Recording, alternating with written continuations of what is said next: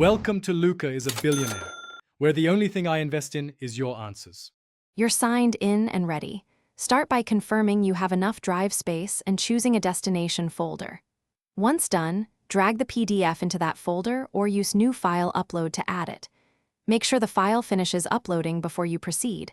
The preview icon appears when it's ready. Next, right-click the file to see actions.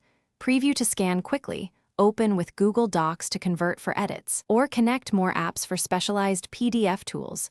Do that now so you can work. Now focus on the middle steps. Open the PDF preview to highlight, comment, or search text quickly. If you need to change words, choose Open with Google Docs to convert. Note that complex layouts or images may shift, so review formatting and clean up manually. For precise edits, extracting pages, rearranging, filling fields, or adding a signature, open the file with a connected PDF editor or use the Print Save as PDF workflow. Make sure to save or create a copy before big edits to preserve the original. Finish by choosing how others access the file. Right-click Share, add people or get a link, and set viewer, commenter, or editor permissions depending on needs.